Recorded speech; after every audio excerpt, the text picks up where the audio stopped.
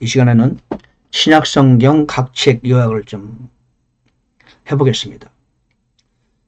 신약성경 27권까지 되어 있죠. 그래서 신약성경을 간략하게 각 책별로 설명드리도록 하겠습니다. 자, 사복음서가 이제 있죠. 사복음서에는 복음의 출현, 그렇게 말할 수 있어요. 사복음서를 제목을 정한다면 복음의 출현이다. 예수 그리스도의 출현이죠. 맨 처음 마태복음이 나오는데 마태복음은 구약의 영속된 책이다. 즉 말라기와 연이어지는 책이라고 보면 됩니다. 그래서 구약책을 읽으면은 마태복음을 읽으면은 다른 마가, 누가, 요한과는 양상이 많이 달라요. 구약을 많이 인용하고 있고 일단 유대인으로 오신 예수님에 관하여 특별히 포인트하고 있습니다. 그러니까 다윗의 왕의 후손으로 오신 예수님. 그래서 마태복음은 사실은 조금 해석하기 어려운 책입니다. 마가, 누가, 요한과는 다릅니다. 일단 대상이 유대인이고 구약의 연속적인 책이다. 그렇게 생각하셔야 돼요. 그래서 마태복음으로 교리를 형성할 때 조금 조심스러워야 됩니다. 예를 들면 나더러 주여 주여 하는 자마다 천국에 들어갈 것이 아니요 아버지 뜻대로 행하는 자에 들어가리라. 이런 말씀은 하나님 나라 구원과 연결되면 실수하게 됩니다. 오직 마태복음에만 있는 말씀이죠. 이 부분은 좀 고려해야 됩니다. 마태복음에는 천국이라고 되어 있고 다른 복음은 하나님 나라인데 천국 하나님이 같은 거냐 다른 거냐, 같은 면도 있지만 다른 면도 있습니다. 오늘 간략하게 말씀드리겠습니다. 자, 마가복음은 다른 복음서와 달리 짧고요, 단순했는데 특별히 예수님의 행동과 사역에 대해서 아주 신속하게 설명하고 있어요. 특별히 immediately, 영어로 근데 즉시 이런 말씀이 많이 나와요. 열심히 일하시고 바쁘시게 일하시는 행동 중심의 그리스도를 소개하고 있습니다. 자, 누가복음은 완전한 인간의 모습을 묘사하고 있어요. 누가복음은 피곤하시고 주무시고 이런 내용들, 또 기도하는 장면도 많이 나오고요. 기도하시다가 핏방울이 떨어진 이런 장면도 많이 나옵니다. 그래서 인간이신 예수 그리스도를 강조하고 있다. 그것이 누가복음이고요. 그다음에 요한복음은 이제 하나님의 아들로서의 그리스도. 물론 이제 요한복음은 마태, 마가, 누가와 조금 다릅니다. 이제 예수님의 어떤 그 순서별로 활동하는 내용보다는 어떤 뭐랄까 진리에 관하여 즉시 바로 선포하는 그런 내용이 많습니다. 심오한 내용이 좀 있다고 봐야 되겠죠. 그 이유는 AD 90년이 넘어서 모든 성경들이 다 써졌을 때 마지막에 요한이 깨달은 바를 요한복음에 담겨놨기 때문에 다른 복음서보다는 간단하면서도 가장 깊이가 있고 좀 힘이 있는, 그리스도가 하나님이시라는 것들을 직접적으로 보여주려는 그런 의도가 담겨 있습니다. 다음에는 사도행전인데 사도행전은 교회의 시작과 형성 과정에 관해 설명하고 있죠. 자, 복음의 전파, 교회의 형성, 그런 내용입니다. 사도행전 서반부에는 유대인을 중심으로 복음을 전하다가 10장부터는 고넬료 가정에 이방인의 복음을 전하죠. 그리고 1장부터 10장까지는 베드로가 주로 활동하는 장면을 보이고 있고 11장부터 28장까지는 주로 사도 바울의 이야기를 전하고 있습니다. 그 사도행전은 개인으로 말한다면 베드로와 사도 바울의 이야기다. 물론 하나님의 이야기죠. 그렇게 중심으로 이야기가 전개되고 있습니다. 네, 바울 서신, 일반 서신, 그들은 복음을 살아내고 있는 교회의 모습을 보여주고 있습니다. 즉 복음서는 복음에 관한 이야기, 복음은 그리스도니까요. 그 사도행전은 복음이 전파되는 내용과 과정, 서신서는 복음을 살아내는 교회에 관한 이야기, 이렇게 말할 수 있으면 되겠습니다. 그리스도를 어떻게 살아내고 있는가, 교회는 어떻게 운영되고 있는가, 교회는 어떤 가르침과 교훈이 필요한가, 이런 내용이라고 보면 되겠습니다. 13개 서신을 사도 바울이 썼고 나머지는 이제 다른 분들이 썼는데, 대부분 사도 바울의 바울 서신과 다른 일반 서신은 약간 좀 목표가 약간 다릅니다. 바울 서신은 믿음을 많이 강조하고요. 다른 일반 서신은 행위를 좀 강조하고 있는 내용을 우리가 볼 수 있어요. 사도 바울은 믿음, 의를 주로 포인트를 하고 있고, 일반 서신들은 믿음이 전부가 아니라 행위를 어떻게 해야 되는가, 이런 부분에 관해 좀 강조하고 있다고 볼 수 있습니다. 로마서는 로마에 있는 성도들에게 쓴 것이죠. 사도 바울이 로마에 아직 가기 전에, 아직 방문한 적이 없는데 앞으로 방문할 것이를 알고 로마에 있는 사람들에게 미리 서신을 쓴 건데, 특별히 이제 로마서가 다른 성경과 좀 다른 점은 그 어떤 복음의 핵심을, 교리를 아주 잘 설명하고 있습니다. 특별히 5장, 6장, 7장, 8장 같은 경우는 다른 서신서에서 발견하기 어려운 복음의 핵심 교리를 잘 소개하고 있습니다. 그리고 또 이제 로마서에서는 이스라엘의 구원에 관해서도 언급하고 있죠. 다른 성경에는 없는 내용입니다. 다음에 고린도전서는 항구 도시였죠. 아테네 바로 옆에 있는 도시였는데, 거기서 이제 2년 가량 정도 사도 바울이 있으면서 제자를 가르치고 교회를 형성했습니다. 근데 조금 거기는 대단히 활동적이고, 그러면서도 은사가 활동하고 활발하게 있던 그런 교회였죠. 그러다 보니까 이런저런 문제도 많이 있었다고 보여집니다. 그래서 이제 거기에 배경으로 이제 고린도전서를 썼죠. 고린도후서는 고린도전서를 쓰고 난 다음에 그냥 보완으로 썼고, 특별히 고린도후서는 자신 개인의 이야기가 좀 나옵니다. 왜냐하면 사도 바울을 좀 곡해하고 비평하는 사람들이 있었기 때문에 자신에 관한 이야기를 좀 했죠. 사도라는 것을 좀 강조하죠. 사도 생활하면서, 복음 전도자 생활하면서 얼마나 많은 고초를 겪었는가를 설명하고 있습니다. 갈라디아서는 특별한 교회가 있는 게 아니고요. 갈라디아 지역에는 여러 교회를 대상으로 쓴 편지입니다.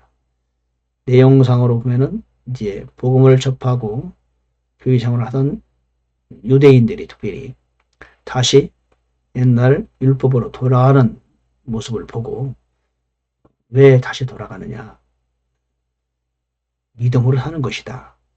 그 날과 달과 절기를 왜 지키느냐, 왜 할례를 다 받겠다고 그러느냐, 그런 내용을 본 걸 다른 복음이라고 말합니다. 다른 복음이란 결국 이단이라는 뜻이거든요.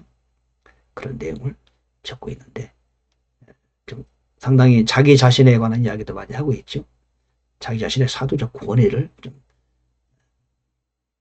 소개하는, 강조하는 그런 내용이 담겨 있습니다. 에베소서는 옥중서신이죠. 에베소는 소아시아에서 아주 중요한 도시였어요. 에베소에서 약 3년간 있었거든요. 그 신학교도 했었죠. 베리아 스쿨이라는 곳에서 학교를 빌려서 신학교를 운영했습니다. 사실 오늘날로 말하면 신학교랑 마찬가지죠. 당시 아시아에 있는 모든 사람들이 사도 바울의 복음을 들었다고 성경은 말합니다. 에베소 중심으로 7교회가 있잖아요. 7교회가 모두 만들어진 것이고, 각각 골로새 교회까지 다 에베소의 영향을 받게 된 거죠. 사도 바울이 에베소에 관심을 갖는 이유는, 에베소는 큰 도시이기도 하지만 소아시아에서 아주 전체로 지역으로 퍼져나갈 수 있는 좋은 요충지가 되기 때문에 그렇습니다. 빌립보서는 저 아가야 지방, 한마디로 저기 마게도니아 지역, 유럽을 가는 첫 번째 만나는 도시가 빌립보서 네아폴리인데, 바로 빌립보 교회가 바로 거기에 있었습니다.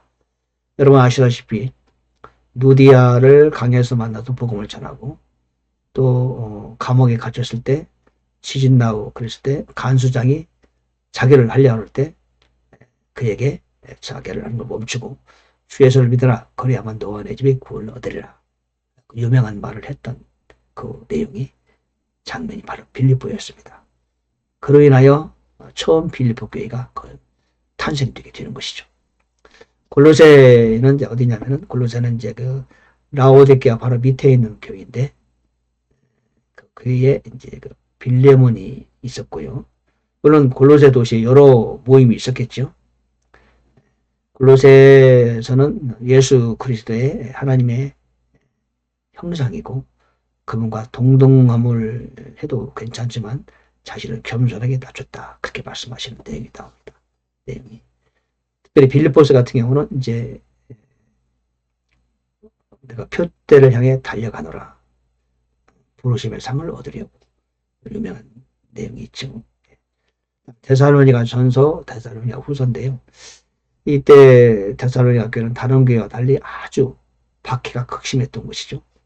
그래서 사도 바울이 거기서 이제 피했던 것 아닙니까? 베르야를 피했는데 베르야까지 쫓아오니까 베르야에서 저 밑에 이제 아덴까지 도피하게 됩니다. 따라서 데살로니가 교회는 아주 핍박이 극심했어요. 그 핍박을 뚫고 교회가 형성됐죠. 그리고 데살로니가 전서를 보면은, 후서도 마찬가지지만은 책망은 전혀 없고 칭찬을 계속하는 그런 내용이 담겨 있습니다. 디모데전서는 사도 바울이 디모데를 에베소 교회 감독으로 보내면서 이제 감독의 자격, 집사의 자격, 또 교회의 지도자로서는 어떤 모습을 갖춰야 되는가, 그런 내용들을 담겨 있습니다. 디모데후서는 사도 바울의 마지막 서신인데, 뭐랄까요, 조금 이 내용에는 이렇게 유언 같은 그런 느낌이 좀 들어요. 너무 진지하고 또 숙연하고 그렇습니다. 디모데후서는, 저는 디모데후서를 뭐랄까, 사도 바울의 유언장이다, 그렇게도 생각합니다. 세상을 떠나도 곧 순교의 제물로 이 땅을 떠날 사도 바울이 이제 이 땅을 떠나는 마지막 심경을 이제 담고 있는 그런 내용이 디모데후서라고 보고 있고요.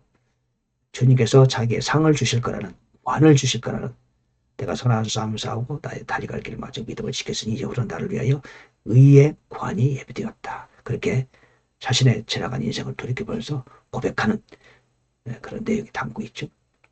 빌레몬서는 오네시모, 그 빌레몬의 그 종이었던 오네시모가 로마에서 사도 바울을 만나고 예수를 구세주로 영접하고 새로운 인생이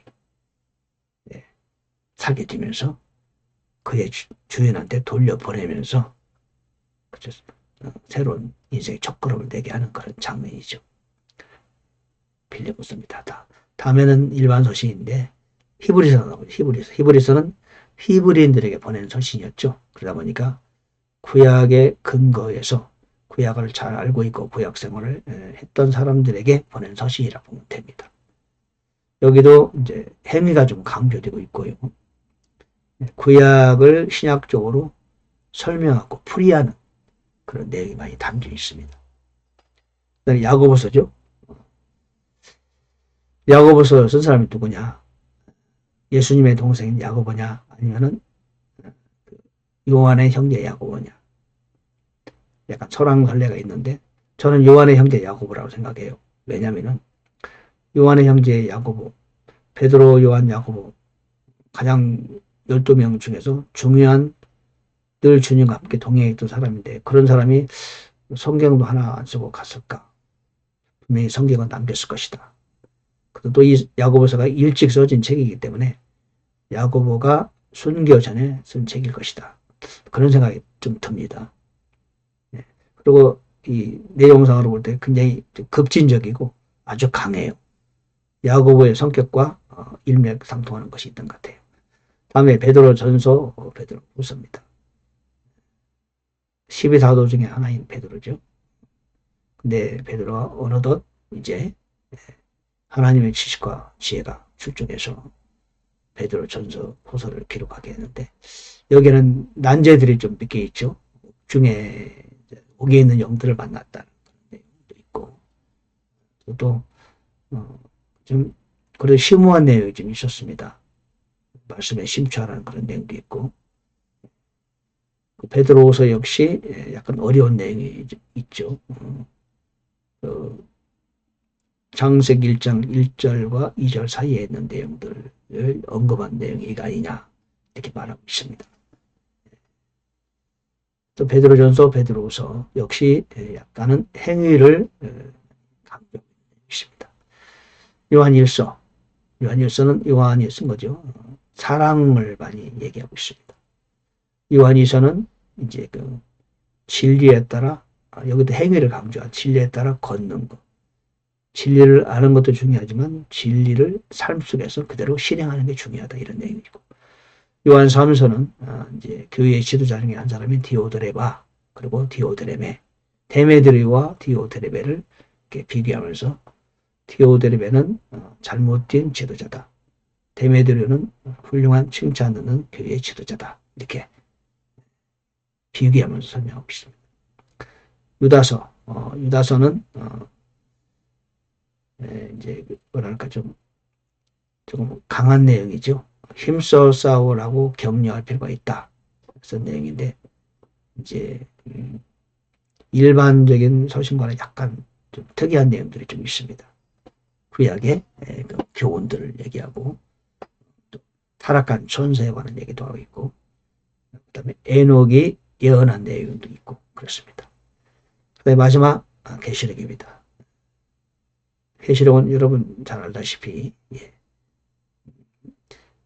교회에 관한 7교회에 관한 메시지, 그리고 7인, 7나팔, 7호리병, 그리고 바벨론의 멸망, 그리고 예수님의 재림, 천년 왕국, 심판, 그리고 영원 세계로 들어가는 새하늘과 새 땅, 새 예루살렘에 관한 이야기가 우리한테 보여지고 있습니다. 자, 이번 시간은 신약성경 각 책 요약을 말씀을 드렸습니다. 다음에는 이제 다음 단계로는 신약성경 각 책, 마태, 마가, 누가, 요한을 각 책을 가지고 개론적으로 따로 모든 책을 따로따로 또 이렇게 요약해서 다시 개론적으로 말씀을 드리도록 하겠습니다. 다음 시간에 또 뵙겠습니다. 감사합니다.